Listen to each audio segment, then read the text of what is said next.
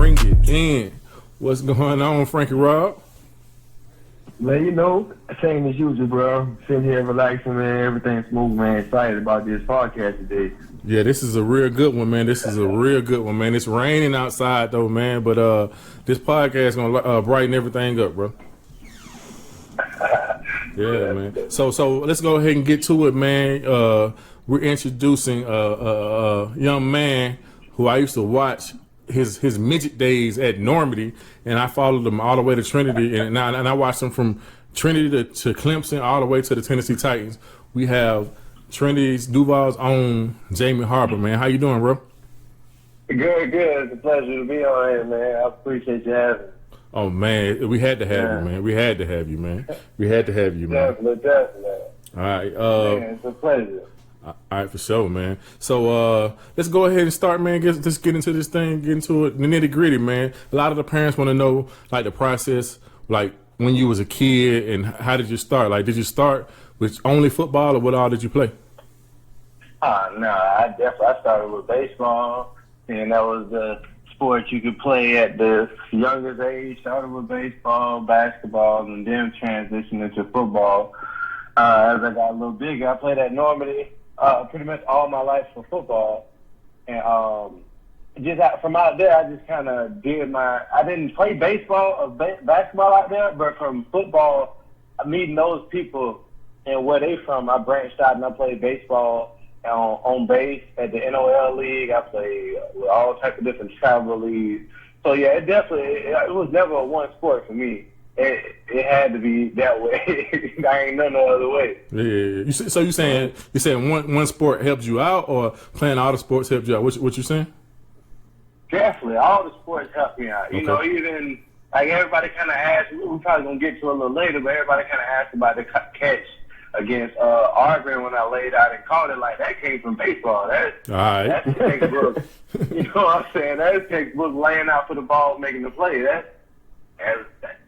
I've been doing that all my life, and it just came natural in that instinct of that play, you know.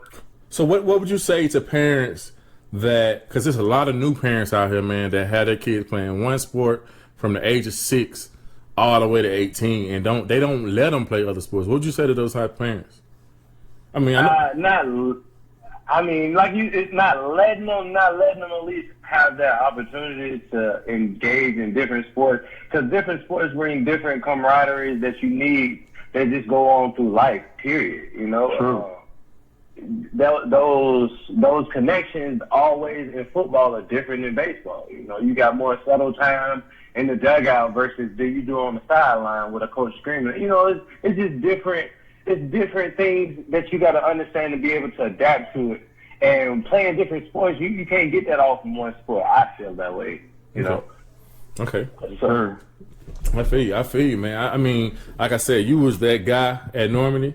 I don't know if did y'all team go to Disney? Nah, we actually lost the game before Disney. We played Gwen Cherry out of Miami, and they had 2 studs on their team. One of them was T.Y. Hilton, that plays for the Colts now currently, and the other one is Antonio Brown. Man, wow, that's crazy. Yeah, we played against some gangsters back in the day. Dang, I didn't know Antonio Brown was from Florida. I didn't know that. I didn't even know that. That's crazy. Yeah. All right, so we lost the game before. All right, so you was a star, Normandy. How did you find Trinity Christian, or did Trinity Christian find you? Well, I've always followed Gus Scott, and Gus Scott and those guys, they always been around me since I've been a young age, and going to the games of Trinity, being a water boy for them, just watching the raw talent that they had out there on the field and the swag, and that really just brought me to the love and the passion of the game of football from going out there as a young kid, like I said, being the water boy. So I've always been around Trinity. Okay. Because I used to see your dad, and Ross' dad, I think, used to be in the stands together. I believe, not like a little bit. I believe, I think so. I might be wrong though. Yeah. But and my dad would do a little bit of everybody. So. Oh, for real, yeah. And he still comes to the games. If I ain't mistaken, he still comes to the game. If I got the right person, he still comes to the game now. every now and then. Definitely. My daddy is definitely at them games. You see that R&J towing truck out there? That's him. Okay. All right. So going into Trinity, like, how was your ninth grade year, man? How did what all developed? What all developed? Well, the transition from public school to private school was definitely a difference. Going from simple as getting up in the morning and figuring out what you're going to wear to going to Trinity, and you ain't got to worry about none of that. You know what you're going to wear. You're going to wear a uniform. It's structure. At the public school, it's just really, it's a curriculum, but the structure is like, you might have foundation in this class, but don't really have one. That's the only thing I really liked about Trinity. It was structured throughout the whole thing. Like, you know what you're going to get into. You know what you're getting there. College preparatory classes. It really helped me for the next level as far as schooling goes in Trinity. And it was an eye-opener. My freshman year was crazy. That's the only year I really got in trouble at school. Mm-hmm. Just transitioning into it, struggling. I didn't start, really. I played a little bit behind Joe Singleton, speaking about Ford, behind Joe Townsend and Franchise Island. So I was backup. I played safe screen tight end my freshman year. So I really didn't. I played a little bit of running back, and I did a little, but I didn't really get to be the man until my junior year. Okay. That's very, very interesting. So did you saying that you went? Did you go to public school before? You mean when you saying public school, you meaning like 8th grade public school, or you meaning like you went to a high school before you went to Trinity? No. I went to middle school. Just middle school, and I went to public school as far as middle school and elementary. Okay. And just like I said, just the structure, I can just tell the difference. Yeah, I was talking to a parent today at practice, basketball practice, and his son is trying to get into Trinity, and I was telling him that, like, it's a certain type of kid that can't adjust to Trinity because, like, it's the structure, the small classes, the older teachers and stuff like that. It's a certain type of kid that their discipline just kind of don't fit in, and they kind of get into a lot of trouble or whatever. But I'm telling him if he can adjust, it's a perfect situation for a kid, especially with those small classes. Definitely. You get a lot of one-on-one, and it's what a lot of us don't do is ask for it. Like, I graduated high school with a 3.8 GPA, but I also had a tutor named Miss Johnson. I went to every day, Monday through Friday after practice. It wasn't because I needed it. I just knew that if I went home, I wasn't going to do my homework. So I stayed with my tutor, and she helped me out tremendously all the way through it. And she always kept me in line, and that was who I see. So Frank, it's there. Yeah, Frankie Rob, what you think about those classes, man? Like, cause you've been on both sides of it. So you was at Trinity, and then you went to Sandalwood, where you had some classes that was like 30-something people in a class. Was it any difference? Mm-hmm. Well, when it came to my son, when he was at Trinity, they had the smaller classrooms, right? Mm-hmm. But then when he transitioned, when he went to Sandalwood, he was more so in college courses. Yeah. So it was a small classroom the whole entire time at Sandalwood because nobody's ever, like, he didn't have basic courses. He had, ENC 1101, 1102, stuff like that. He didn't have regular, like, junior year classes. Everything was college classes he had, basically. And he still... Oh yeah, so he was already in college mode. Oh yeah. Like, he's gonna leave. He's leaving high school with an AS degree. Like, next year, his senior year, he's gonna leave with an AS degree. That's big. That's dope. That's big time. That's big time. So bring us into the junior year. That's probably when I probably seen you and Montel, man, like, balling, man. Like, it was my family we used to bet on which one of y'all was gonna be the better college athlete. You know what I'm saying? So, like, y'all, cause y'all had different, cause you was the flashy guy. To me, Montel was the more quieter guy, in my opinion. I didn't know neither one of y'all, but I was just a fan or whatever. Cause I remember you taking off, like, from the 5-yard line, running 95 yards and doing a flip in the end zone. I'm like, God dang, this is, I was like, Sean, I said, Sean, you better not be like that. You know what I'm saying? Just run and give him the ball. Cause you just used to be flashy. That was just your personality. You know what I'm saying? But let us into like, you know, what was your rankings? Like, how was it? Some of the tough games and stuff like that. Yeah, so coming into the junior year, you know, I kind of got a taste of everything as far as people that I came in with my freshman year, wasn't no longer there no more, as far as like Cal Parker. That's really who helped me with getting into Trinity, him and Mr. Andrews.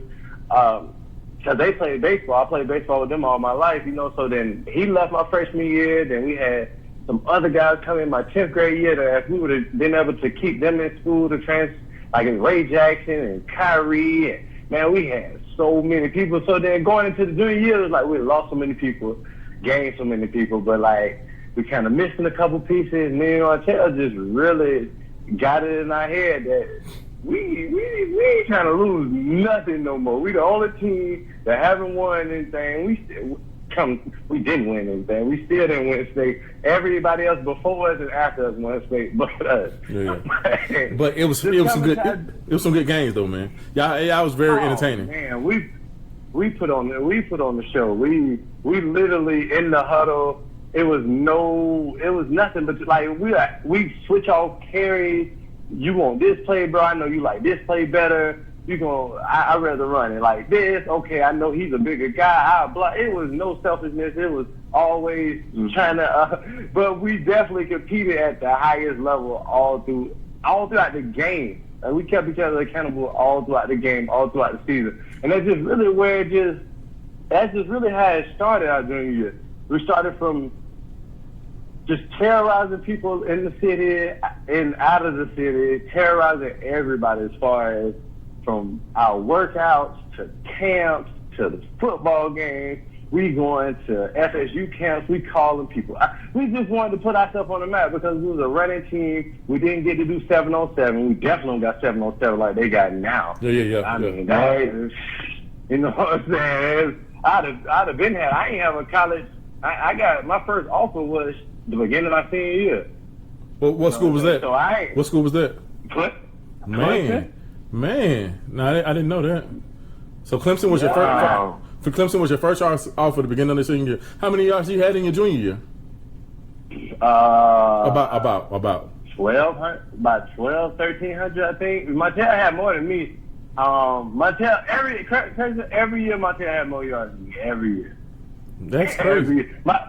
Every year I ain't never had more yards than Martell. It was just my yards per carry was crazy. I averaged like it was like 32 yards my junior year per carry.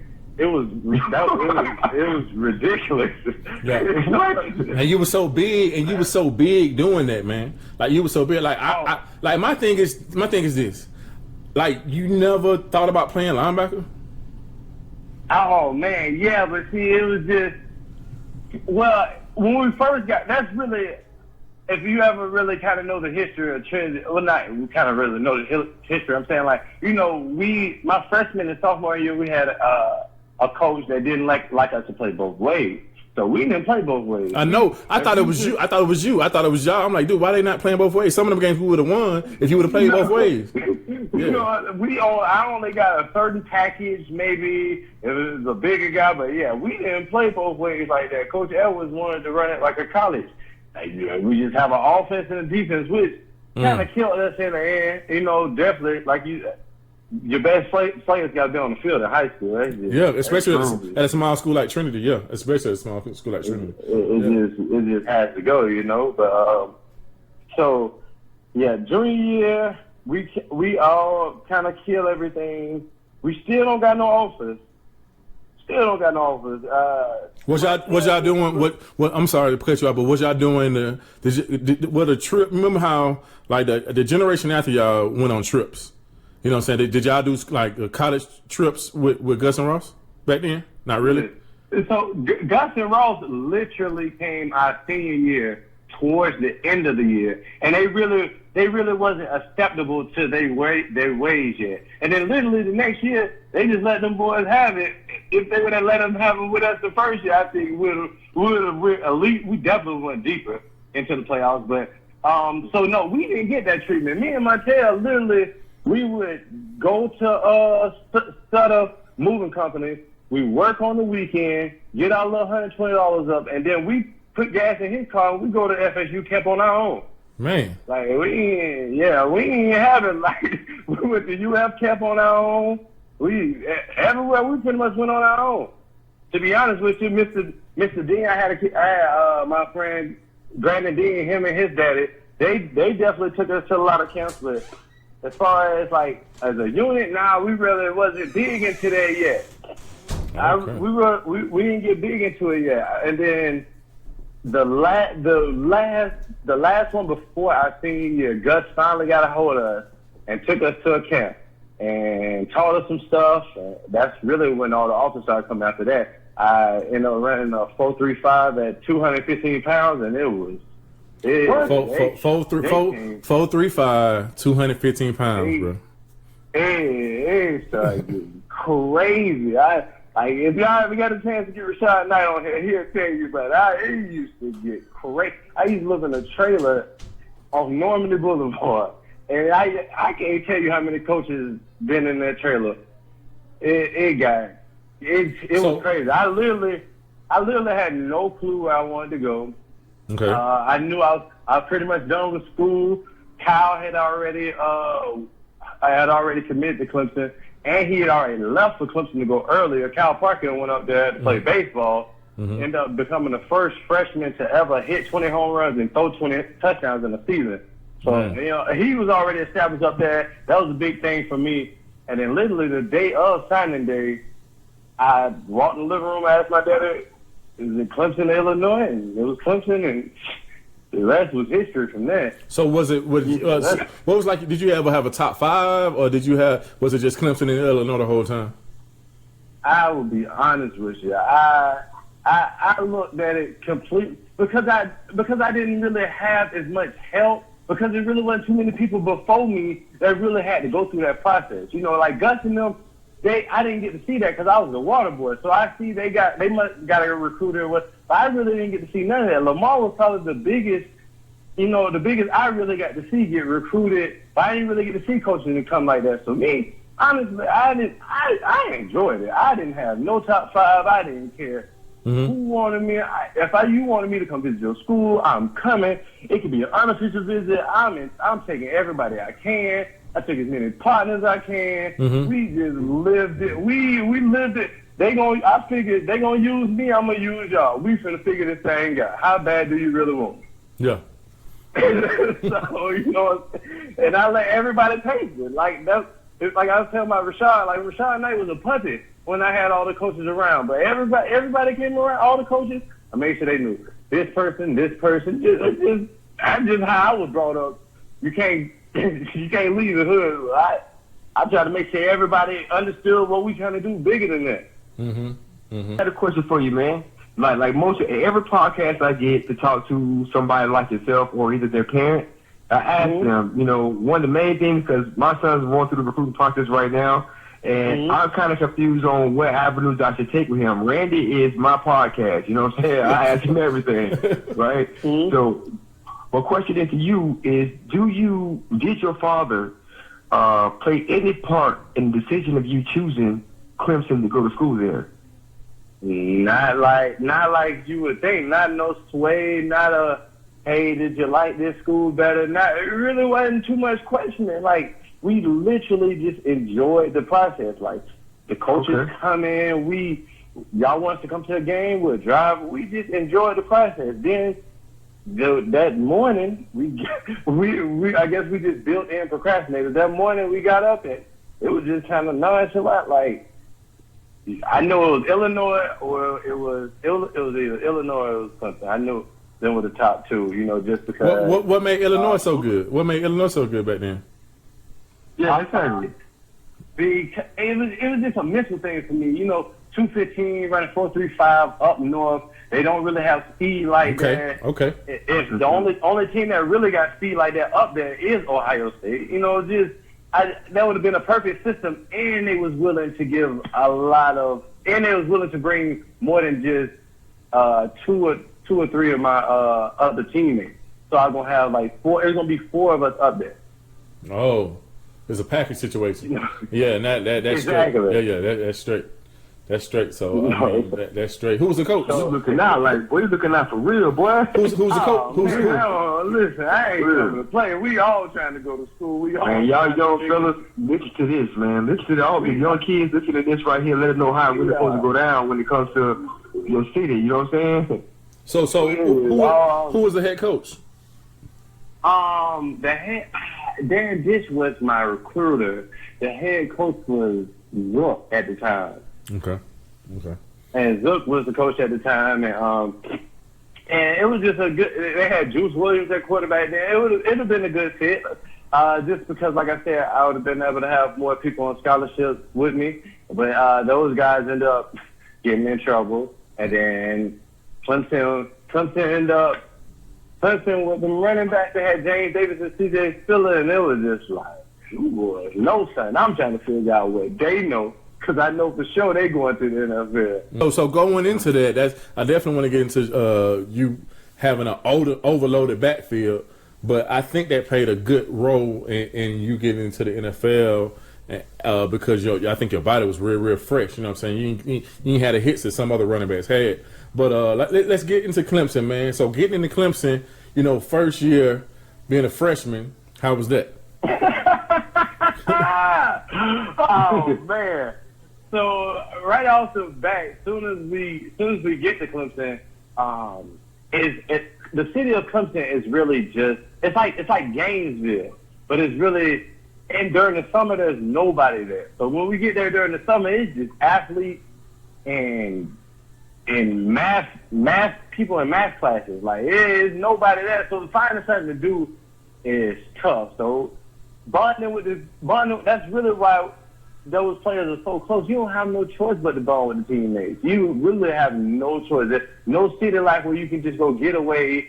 So that's what brought the bond together. And once we got close as a team, as a unit, it was just kind of smooth sailing into everything as far as being away from home and just not being, being in a different environment, not really knowing where to go with this certain situation. Then, I ran into, DeAndre Hopkins is from Clemson, like literally from there. So like with him coming up under us and them being in the city, that's out a lot, as far as, like I say, the guys from Florida coming up there not knowing South Carolina like that. Mm-hmm. But my freshman year, it was an eye-opener, man. I mean, as far as the work, I'm so glad we had the workout plans we had, though, because it transitioned so well into the college that it wasn't hard for me to get one reps because I was able to just I didn't have to focus on getting in condition as a freshman. I just had to focus on learning the playbook, which didn't come hard to me. It was all signals. It's definitely crazy, all signals, but it didn't come hard to me. How many books did y'all have for a running back? How many what? Books. Did y'all have? Because y'all have books, don't you? For playbooks.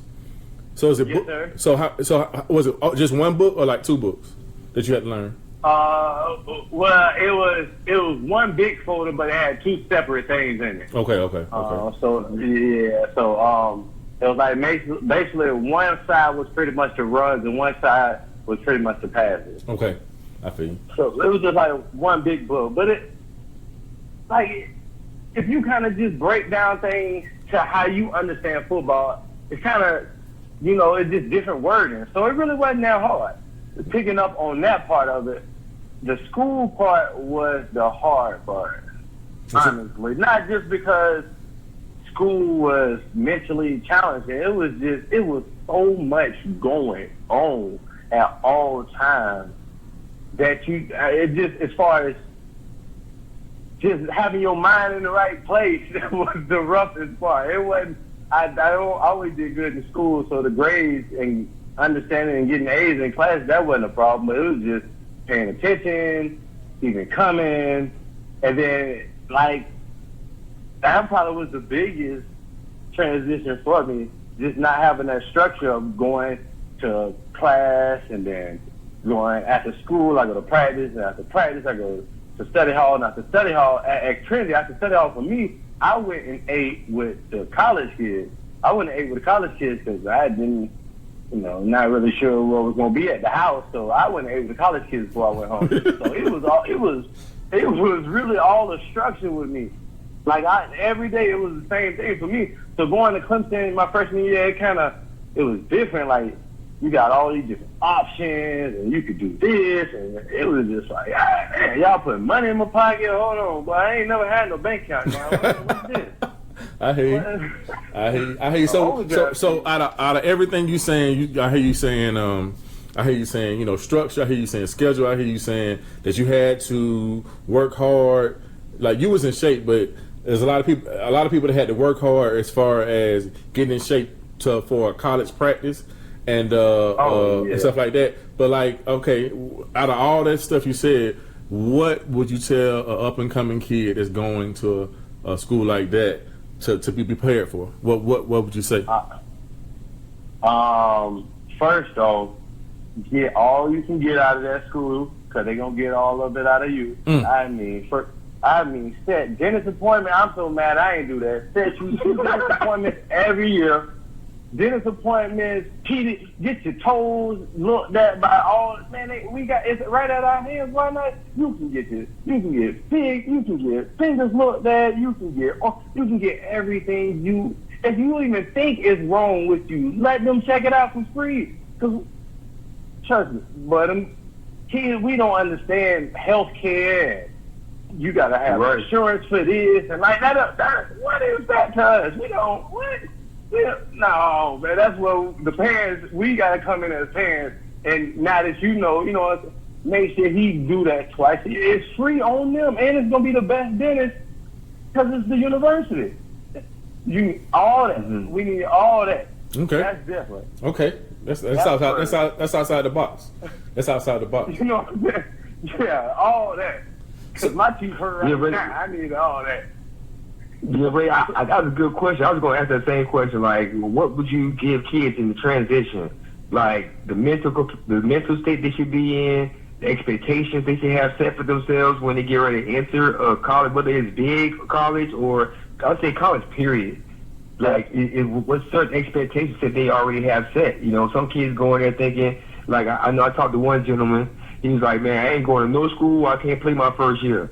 I'm thinking in my head, like, man, I'm not sure if that's good or bad. I can't tell him that's a bad idea. I can't tell him it's a good idea. So for you, if a kid was to say, hey, man, should I go to a college to where I can get in the first year, or the same situation you were in, we looking at Illinois, that they ain't got nobody like me here. So I would be better suited to come somewhere they ain't got nobody like me here. You know what I'm saying? So what do you feel about that? Like you said, it just really suits that kid. Really, but for me, I would say, I was thinking long term. Honestly, I had already at my press conference. I said I was 3-9. When I got to Clemson, I didn't even think about being 3-9. I was thinking about graduating. I was thinking about.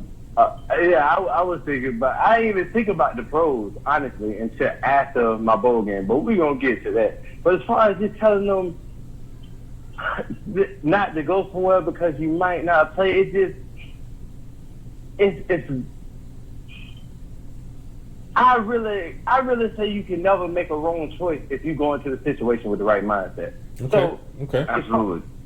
So as far as if you fit this system better than this system, if you go in there with I knew I wasn't gonna start over James Davis and C.J. Spiller. I knew that wasn't gonna happen. It was no way. I wasn't even gonna cry about it. I like to tell a story about James Davis because James Davis came there his freshman year. He didn't start. He kind of. They say he ended up going home. He ended up going back to Atlanta, driving back to Atlanta. They went back and got him. You know what I'm saying? A lot of kids do that. A lot of kids do that. A lot of kids do that. Yep. You know what I'm saying? Like, no, man. There's no way. Because I know at the end of the day, I can compete with anybody that touched that field. It don't matter where you at, where you from. I respect you as a man, but on that field, it's me. I know my work ethic. I know what I came to do, how I'm gonna get it done. I know I'm gonna be better than you. That's just how I was built. That's how my mind works. So adult, basically adult mentality. You know what I'm saying? At all times, definitely on that field at all times. You can be buddy off the field. On that field, it is what it is. I'm telling guys like a Trinity to tell you at practice, then nobody want to go against Jamie. Come on, bro. It's light today. No, sir. It's no. Nah, I ain't watched dusting them like that. I don't know no other way. I feel you. I don't know no other way. I feel you. So another thing that the kids don't understand is they don't really understand the depth chart. Like they don't understand like if you not first or second and you don't play special teams, it's a good chance you might not travel with the team. They don't really understand that. Like coaches don't even talk about that. But it's a big deal once you figure it out and find out what it is. So definitely. So that is like a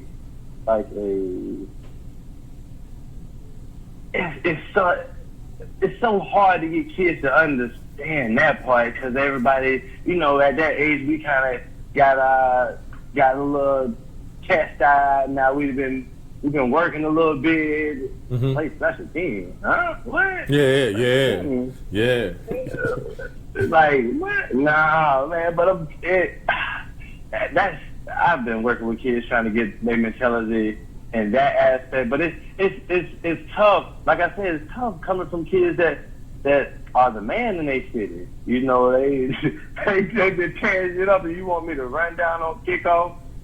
And all right. But I mean, it's necessary. It's definitely necessary. Because every day they are talking about you. You don't think so because you might not did a play at practice, but every day somebody has to evaluate you. Every morning when they have meetings, somebody has to evaluate you. Even if you did nothing, that's what they're going to say. Today, Jamie Harper came in, and he really didn't work out that hard in the weight room. But then when we got to practice, he was on fire at practice. But then after at practice, at dinner, I heard him tell a nasty joke at dinner. But that was Jamie. Like they literally break it down like that every day and talk about you every day. So you go in there and you think like coach didn't see me, the head coach didn't see me run down full speed. You think didn't nobody see you, but it's so many GAs in there. Somebody has to account for you. You're there on a scholarship. Somebody has to account for you. The crazy thing they're talking about you every day. Yeah, the crazy thing at Ohio State, I probably said this on the podcast before. I don't know if I said it or not, so I say it again anyway. But Urban Meyer used to evaluate the coaches. So, like, how they evaluate, like you talking about they evaluate the players. He used to evaluate the coaches every practice, their energy, the direction of what they was trying to get done. Like, he would have film on the coaches. Like, I'm like, that's... So if he got film on the coach, he's looking at everything a player do, every rep, every push-up, every, whatever they doing. He's looking at every rep to make sure you getting it in. Like you said, they get everything about you. Everything. Everything. They are... We had to fill out our diet for like every summer. It's like a 2-month stretch. We had to fill out our diet in this log book like a diary. From lunch, from breakfast to dinner, we got to fill it out exactly what we ate. Like everything is being monitored. So I mean, you think you can slack it? It is what it is. Because somebody got to report that. Somebody has to report it. And it's just hard to get them to understand that every step is being watched, especially with the social media, the way they got social media these days with kids. Everything is it's crazy now. I thank God I ain't have it like that for me, back in the day, because I definitely probably would have been in trouble. Yeah. Yeah. Shoot, no, it was crazy. So let's get into these games, man. Get into these games. So like you started really. I mean, you really played. How much did you play your junior? Your not junior because you did 3 years. So how much did you play your sophomore year? Man, Tess, might well go on. So, going to the NFL from college, in my eyes, I look at it, especially all the running backs I paid attention to get drafted, like, with the numbers I put up, and I went 4th round, this ain't making sense. You know, I only had 700 rushing yards. Yeah. 700 rushing. I only had 700 rushing yards. I only had so many receiving yards. I ain't like I had no flash numbers, like nothing like that. Like, hey, and it just like nobody wonders like how did this thing get drafted 4th round? Like, you got drafted 4th round with these numbers where everybody else is like 1,500 rushing yards. They've been playing since a freshman. And, like, no, listen, I understand what's going on. I just always had enough for understanding what's going on. I went in, when I got a chance to go to the NFL Combine, I went in there solely selling myself like I'm the best thing since sliced bread. So tell me about yourself. My name is Jamie Harper. I come to your establishment, sir. I'm turning it around. I'm flipping it on my back. Whatever you need is done. I'm like, what they can say is, this guy's crazy. Like, what else you know what I'm saying? What else can they say? On film, I don't really have that much film. You know, I got some good plays that but for me, like looking at everybody else is coming out with numbers. I mean, numbers. 2,000 rush yards throughout their whole career. Like, there's all type of different numbers. I didn't have none of the numbers. I just had my charisma and hands. That's really, and my size. And, as far as, definitely that, as far as just the numbers and everything that people think you got to have, it really, you can be a Draymond Green and still get drafted because you know what you got, you know what you're capable of. You know what I'm saying? So, were any agents telling you that you was going to be hired in 4th round? Definitely. That ain't even the reason why I left, honestly. It was just, the only reason I left is because we had got a new coach in, and the offense was going to that spread up the gut. It wasn't no more wasn't no more fullback. It was just it was a pass running gun type offense. I didn't think I fit that offense I didn't think I fit that offense. Me and the coach kind of had words about it, and after we had that conversation, I shot my chances, and I knew what I was capable of as far as showing them what I could do at the combine and at pro days. I've always been confident within myself, So, but like you said, the sophomore year, I really didn't play that much. I did a little bit, feel my role in, but it was mostly the special team. My freshman year, I blocked the punt. Second year, my sophomore year, we sprung 3. Me and Andre Ellis had both sprung 3 kick returns. It was all special teams, really freshman and sophomore year. Then junior year, they let us kind of have it just like how me and Martell had it. Because, matter of fact, Martell was up. Martell numbers is crazy. If you ever look at Martell numbers from college, they are crazy. There's no way he shouldn't have got a shot. He almost broke the NCAA record if he don't get kicked out this last year. Yeah. I know he got in some kind of trouble or something like that. But yeah. I was following both of y'all. I was definitely following both of y'all. Yeah. He breaks the record, NCAA record, if he stays another year. Man. Me, on the other hand, I don't even have a fourth of that man thing of his attributes, and I went 4th round. It's just like I said, I went in there. I'm the best, sir. I don't know what you got over there. I'm the best. What you need me, I'm gonna win your games. Put your people in the seat. All that. I'm selling me. They gonna sell you them. I'm gonna sell you me. Okay. Yeah. Definitely. Yes, and then was y'all all the kids, your fellow teammates, were they real supportive and stuff like that? Because some schools, when you try to take their job or they try to take your job or whatever, they're kind of not supportive of stuff like that, trying to help you out with the playbook and stuff like that. Are they real supportive when people get their job taken from somebody else? Or I never had to run into that. I never had to run into that in my situation. You know, I never had to have somebody which you would call hating on you, didn't want to help you. None of that. That's especially not at Clemson. That never happened. Okay. The only thing I could say even got close to that would be the NFL, but it really wasn't. It was just more so of I'm getting $47 million, and Chris Jones was like, "Nigga, I'm not coming off the field. I don't care what Jones." Yeah. I feel you. You know what I'm saying? I feel you, man. So you get drafted. Tennessee Titans, man. Take us into that aspect.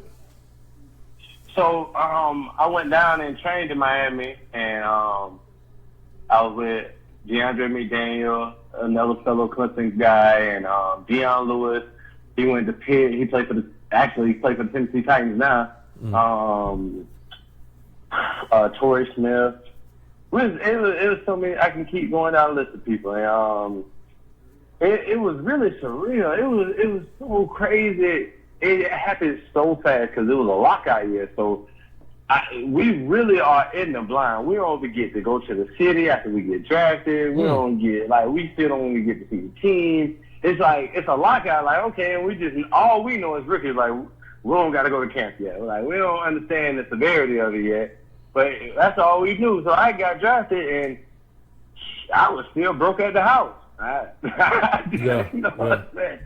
was drafted, sleeping on the floor, still waiting for this check. You know, so it took a while, and once I got there, I think I was top 3 in rushing in the NFL in preseason that year. And then after they stopped,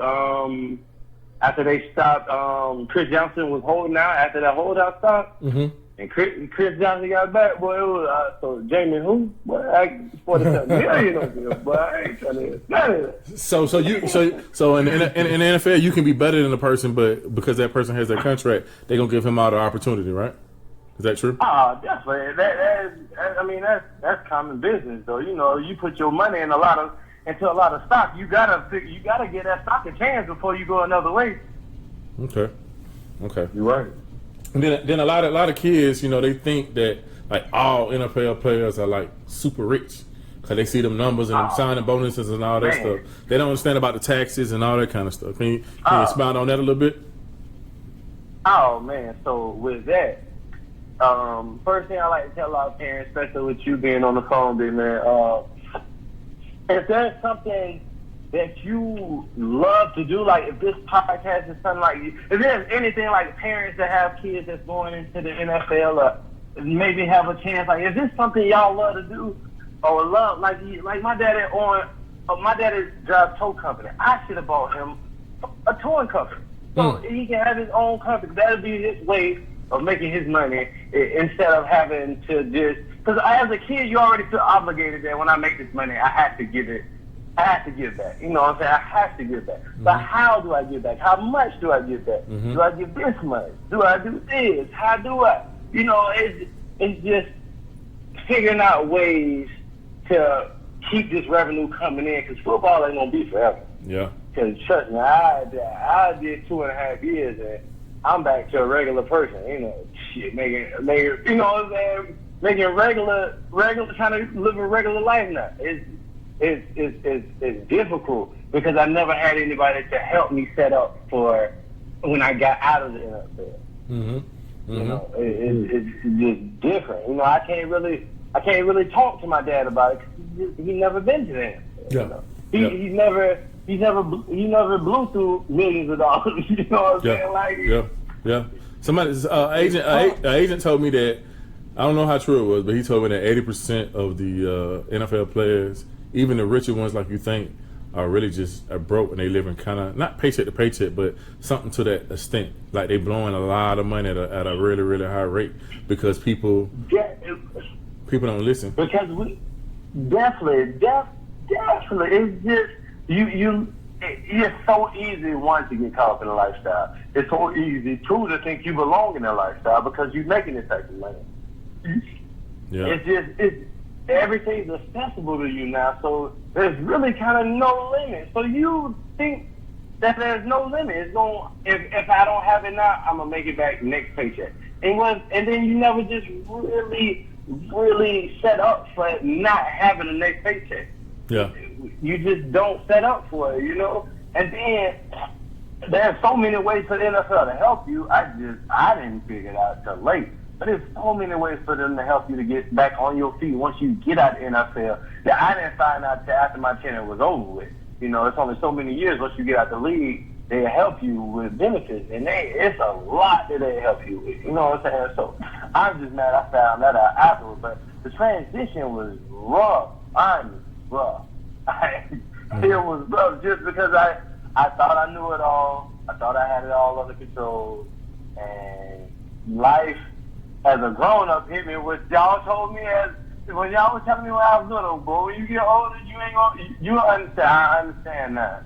Yeah, but the thing is this, man, especially in the urban community, like we got to learn how or come up with ways to let younger people understand how life really is at a younger age, so they can really get more serious about the things they do. And I ain't even talking about football. I'm just talking about period. Like if you can go back, if everybody could go back, we would all do things different, right?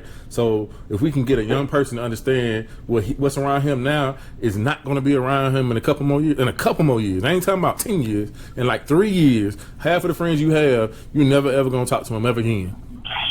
Oh, yeah. You know what I'm saying? And they put so much emphasis in the things that don't matter. Like, and I know that's being a kid, but it's some kids that understand that, and that's why they're successful in the things they do, because they understand it. But it's something we got to work on to make people understand that, man. We got to get better at that, especially in our city, in our community. Yeah, man. I'm 100% behind you on that one. Yeah. So all right, so we got into a little trouble. So did you leave the NFL because of the trouble you got into, or what? How did that finally work out? Well, honestly, like I said, the transition was so rough. So it was just a lot of it. I definitely got a domestic violence charge and ended up getting in trouble that way. And it really was bad because the Ray Rice situation that just happened to her, and it was like it was just maximized. You know, it wasn't like it really wasn't like a blackball situation. It was just more so of I can't believe this happened to me. I'm so used to getting everything, or you know, like I say, everything's accessible. So I really didn't have a limit. You know, so just after that, you know, trying to find football again, I really kind of just lost the passion of football. Just with the Titans, it was just so rough, and the transition that they had going on, you know, because I don't know if you remember, but Jack Glocker, our quarterback that they drafted the first round, ended up quitting. Like, they took the football out of you. You know, it just really took it out of us. It was such a business. It wasn't even fun to play. It wasn't a game no more. And that's why I'm talking to kids about, like what Ply said yesterday. I don't know if you've seen that on the thing, like about high school kids concentrate on offers instead of concentrate on winning the state championship. I'm trying to tell people, like, dog, when it becomes a business and you got to do it or whatever, it's just a different feel. But when it's free. You playing at Clemson, you playing in high school, it's free, you with your boys, y'all kicking it, you get into fights, you do all this kind of stuff. It's fun. But at one point it's not gonna be as fun as you think no more. You know? Oh, definitely. Yeah. I really feel that. So what would you tell a kid about the importance of picking the people that you be around, either being in a relationship with a woman or the friends that you hang around? Let me go back to the woman part one more time. So, like, I always tell my kids, like, you can be a millionaire, you can go to church every Sunday, you know what I'm saying, you can give back to the community, you can be like working on your master's degree, but if you pick the wrong woman, all that stuff can fall. Well, what would you say about, like, either a woman or friends picking the right people to be around in your circle? Man, listen, that's probably more important than just about everything we talked about today, just because of the way society perceives things. Everything is it's in the eyes. Everybody sees it, so it's like I either got to do it this way or something like it, or having the right people around you. If I had somebody around me that said, Jamie, hey, I think you might need to open a business. Oh, man, that's got to be my dog to this day. Man, that's crazy. That's crazy. Just something just besides, oh, we going to the club today? You know what I'm saying? You ain't, like somebody that you, I would say always keep somebody around you that you fear. Just because, like, as a human nature, fear just does something to us that we respect for some reason. We really respect it. So, like, for me, my older brother, I still fear to this day. And so that always just kind of kept him around me just to keep me straight. Because you're the superstar, nobody's going to be like, oh, Jamie, you probably need to get up and go work out, bro. Or, hey, Jamie, why you eating so late? Like, ain't nobody going to say that. All they going to say is, shit, bro, can I get something too? Wow. You know man, you had a mouthful just then, boy. You had a mouthful just then, boy. But my brother's like, nah, bro. He's always had that mind. So I'm so blessed to have my oldest brother. You know, he's always kind of kept me, level grounded. But that's tough. And then I'm a parent now, so I can only imagine how your kid is being in high school, like seeing the kids. And I know you could probably feel like, I really don't want you hanging around him, but I mean, man, I gotta trust you like I don't.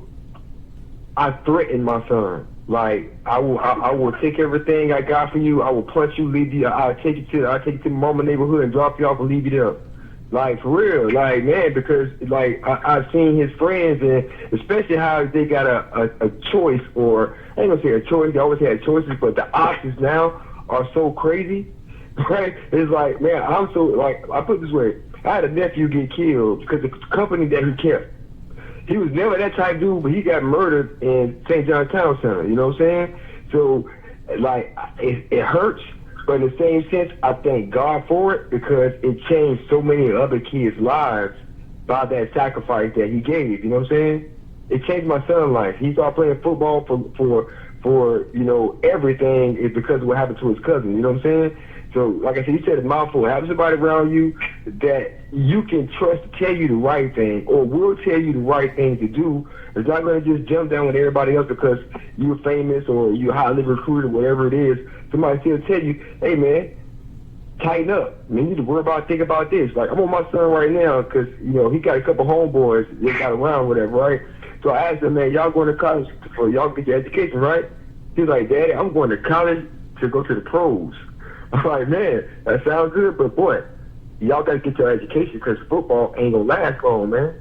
You got to get an education. So now, with me being his dad and never being in a situation that you all were in, it's kind of hard for me to get my point across to that. But you just said something right now I know he's going to listen to and say, hey, man, that's Jamie Harper saying he's going to get his education. What you mean? Yeah. Now I got somebody to prove to him that it's needed. It's just as good as playing football, Yeah, it's going to be so many people that come his way. And it's just, like I said, just for me, it was just always, I was always a step ahead of everybody. I'm not latching on to a booster or somebody that could do something for me that everybody else could. I was trying to latch on to professors that got jobs with people that when I leave college, I can always come back. Like, I'm already trying to set seeds everywhere. Like, I am trying to latch to people that I know that's going to be able to further me for what I want to do. Can I ask you how much access and help can you get from Clemson like now, like because of your career and graduating now? Listen, I go back. We get access to all facilities. We get all types. Pretty much when you go back to Clemson, I go back to Clemson just to like basically regather myself. Like, okay, man, I've been working. Let me go ahead and just relax. And like it's just everybody. It's just such a love. Like it don't matter down to the lady that still clean the rooms at Clemson. I make sure I see her every time. She looked out for me so many times. Like it's just it's such a family feel in Clemson. So everything is they pretty much would do just about anything in their powers for us, really. And they helping us with getting they have this PAW program, really, and it's just basically it's actually ran by somebody that went to Augustine. His name was Shaw Hall. He went to Clemson with me, and pretty much now that he's up there, he played with a lot of us that went to the NFL and kind of now transitioning into real life, where they are seeing that it's difficult, so they trying to bring all us back to get us help. Always bring us back to get us help. You know, if it's financial, if it's what you trying to do further with your career. Like I know so many players. Jaquan Bowers went back. He got his degree. He's coaching there. We had a kid named Xavier Dye. He coached at Clemson. Now he's at I think West Virginia. He got the head coach. I think he's making 6 figures now. They've never turned their back on just like anybody. I think. That's cool, man. We got an email group. We all talk. We keep up to date with everybody's family. What's going on? That's big. That's very big. Have you talked to Fred Davis? 'Cause, you know he committed to Clemson. Have you talked to Fred Davis? He committed to Clemson from Trinity. I saw him one day in the weight room. I haven't really got a chance to really talk to him, but because I know what's going on. You know, I see the skill. I see in the weight room all the regular kind of students that's in the weight class kind of jock around them, and you know I just see how it's going right now. You know, so I want to catch them one-on-ones where they get to pull them to the side and talk to them. Yeah. You know, just really kind of get the lay of Clemson from my view. But I definitely got to speak to him, and I like the way he's really unselfish from what I see. Just like I said, there's a lot of the students that wasn't football players around him, and like that says something to me too. Like you don't just hang around football players. Yeah, that's cool. You know what I'm saying? Like you try to interact with everybody. You can adapt to situations. So that's all you're going to have to do in the life is always adapt to situations. Yeah. You're right. You're right. And it's just like competing in new territory in a football game or football school or something like that. So you're right. You got to adapt and overcome. You got to. It's no choice, man. No choice, man. So I definitely see, can I hook you and his dad or hook you and him up, man, and that way he can get a better idea of what he in for. Because I try to tell him, I try to tell my son to tell him, like, man, it's so much you can be doing now to help you be better once you get there, especially when you're an early enrollee. You know what I'm saying? It's a lot of things you can go ahead and get knocked out.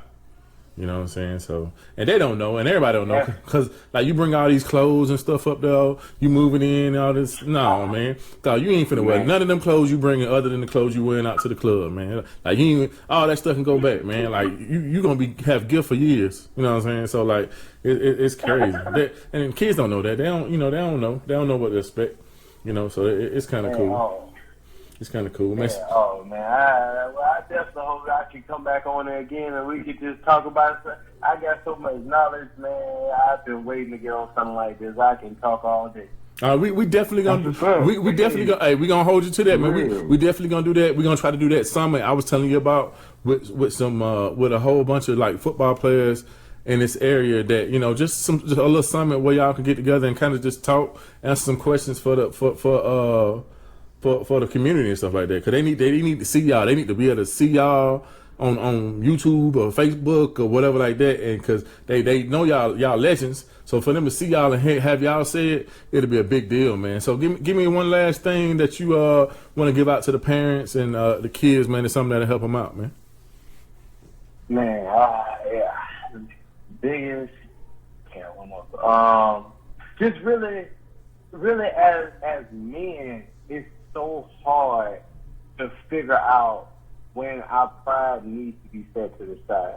Just as a man, especially as a young man growing up, you know what I'm saying? Then you you're coming into fame. There's no other way to put it. You're coming into fame. People are looking up your name, like but you really don't see it like that. But sometimes, like just as a man, we just get too prideful, and it's tough to tell a 19-year-old kid that just went and scored in the national championship.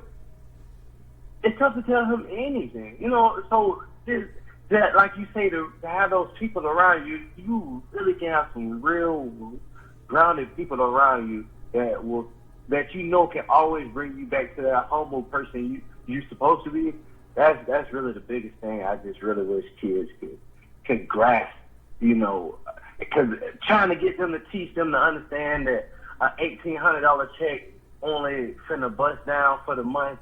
Trying to get them to understand that it's tough to get them to understand money, the language of money. So I like to get into it, but that's really, like I said, they can really get some grounded people around them that will always be able to get them back to that humble place, or just a level of understanding, a level of that can make you sense that your pride is just a little bit too high.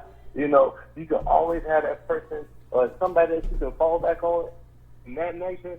That's the biggest thing I can really tell those kids, going on to those next levels. Okay, that's awesome, man. So I do want to ask you one more thing before we get up out of here. What I see you on I don't know, Facebook, Twitter, something like that, or Instagram, something like that, and you coaching, man. What are you doing? Like, what are you doing back in Jacksonville? What kind of stuff you doing? Job and mentoring? What you doing? Well, I kind of been moving around doing a lot of different things. Just with flag football, I'm really trying to.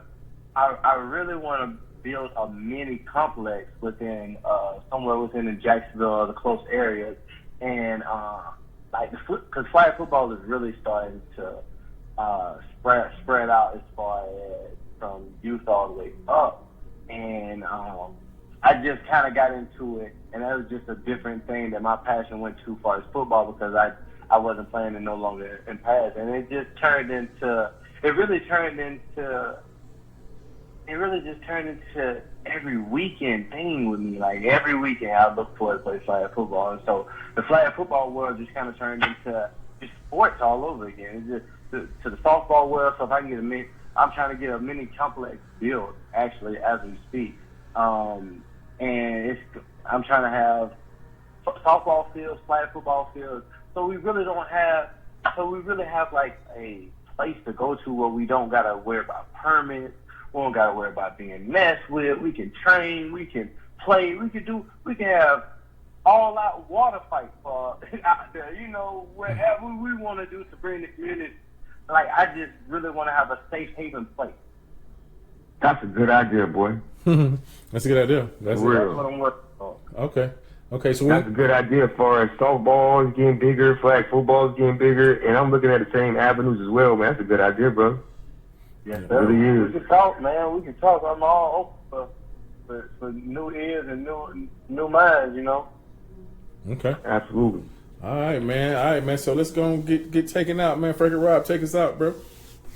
I want to say thank you, Mr. Harper. You came through with a lot of insight that people should listen to.